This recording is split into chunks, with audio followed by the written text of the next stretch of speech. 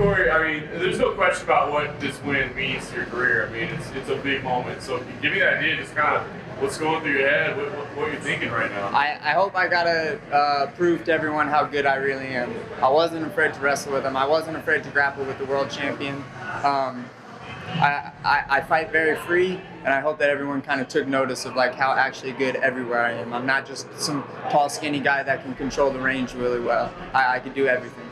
I know you have confidence in yourself and you believe it, but I mean, going on and putting on a performance like that against a proven guy, I mean, did you know 100%, like, I can absolutely do this, or did even you kind of coming in and going, I mean, I think I'm this good, but I've seen this dude do this for a decade now? It's nice to live in your delusion, and sometimes maybe it's better to live in your delusion for a little bit until maybe it gets proven right. But no, I'm never sure about myself. I live in the real world. I have a very honest opinion about fighters and assessments about fighters and where I am and assessments about myself and what I'm good at and what I'm not good at. So did I know that I was that good? Yes. Did I know that I could put on a performance like that? Yes. But was I sure that it was going to go as smoothly? No.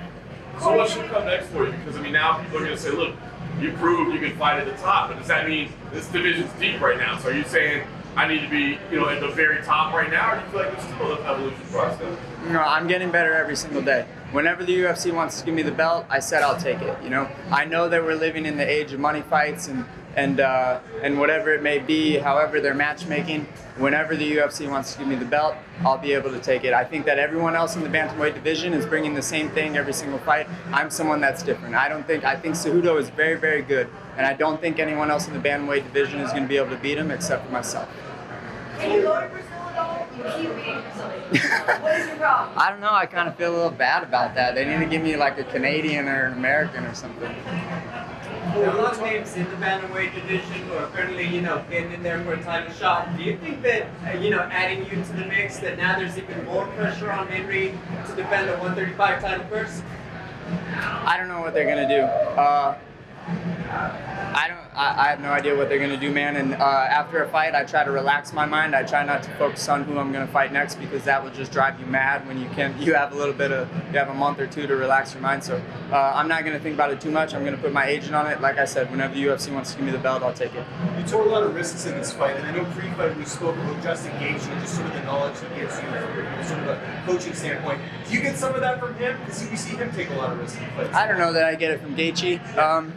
I was given the gift of having really good coaches, one of which being Christian Allen, who I look up to a lot. He's been my mentor, he's been my bigger brother my entire fight career. I've been with him since day one.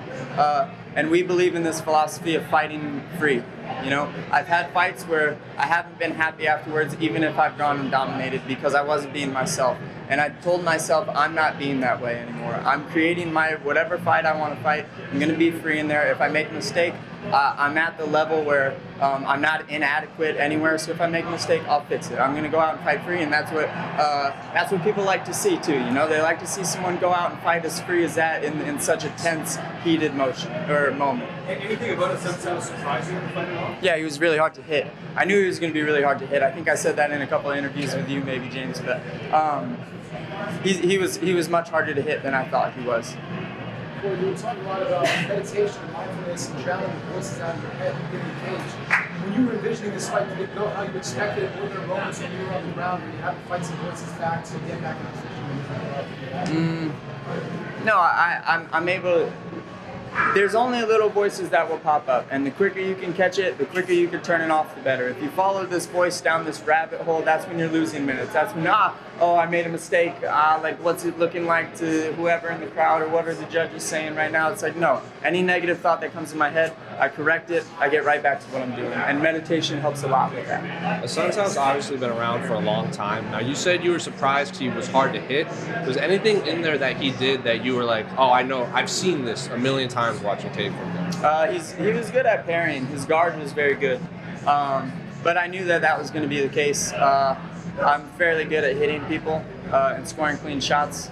And he was much harder than any other opponent I've probably ever faced. And you've been pretty open with your admiration for Dominick Cruz. And I don't know if pressure is the word, but is ever in the back of your mind that you're fighting in front of him while he's commentating your fights? No, I have no thought in the fight. But at the same time, there is this level of where I'll maybe if I'm driving in my car to practice, and that'll bump into my mind, you know, where it's like, oh man, like when I was 17 and I was watching this guy on TV, that was really cool for me. That's where I developed my style from. That was kind of my point A. And to think that he's a competitor now is kind of cool, you know. But I don't want him to know that it's that cool, because I don't want him to have a mental edge if we ever have to stand across from each other. Did you run into him this week? Huh? Did you run into him this week at all? No, I haven't seen him yet. It seems like you really got the mental aspects figured out. In a lot of ways, the brain is kind of the hardest thing to condition and train. Where do you get this? What was the last? I didn't hear the last part. Where do you get this really strong mental game? Because it seems like you got this all figured out in terms of your own mindset inside and outside of the octagon. When I lost my first fight, it wasn't because the guy was better than me. It was because I was in the cage and I broke.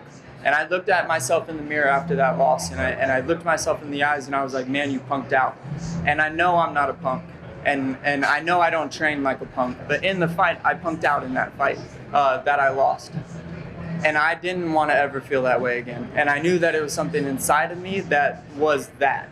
And it wasn't me, because I knew that I was putting in the work. I knew that I wanted it. So I was like, man, well, what is that? And I figured out what that is, and I've killed it off, and now I'm able to perform. But I also have been seeing a sports coach for about 3 years now, and that helps a lot also. Last thing for me, you built this reputation as an all-action fighter, and you told me that you weren't expecting an exciting fight with Assuncao, but I actually thought there were a lot of really great exchanges. Were you surprised by how much action was in? No, I heard a couple people booing, and I was like, man, I think that we're being kind of active. I don't know what these people are booing for, but he was hard to hit, and I knew that. Fans just want to see people get their teeth knocked out and like noses get busted up like Perry's, you know. That's what they want to see. That's not what I bring to the table. I bring something where I'm an MMA fans fighter, you know. You got to kind of know what's going on in order to appreciate it, I think. So it's not going to be for everyone. You talked about your meditation, you talked about talking to somebody. Are there any other exercises you do in terms of just practicing mindfulness that helps you when you are actually in competition or in those stressful situations? Yeah, a lot. I won't go into too many of them. One thing that I do in every single fight camp is every day I'll write down 3 things I'm grateful for, 3 goals of mine, and 3 things that I've given to the world, and I write down my mantra. So show love, be present, best mixed martial artist that the world's ever seen, one day at a time, belt in 2020, and I'm worthy of it. How are you celebrating today? I don't know, it's up to me and the fellas. Appreciate it.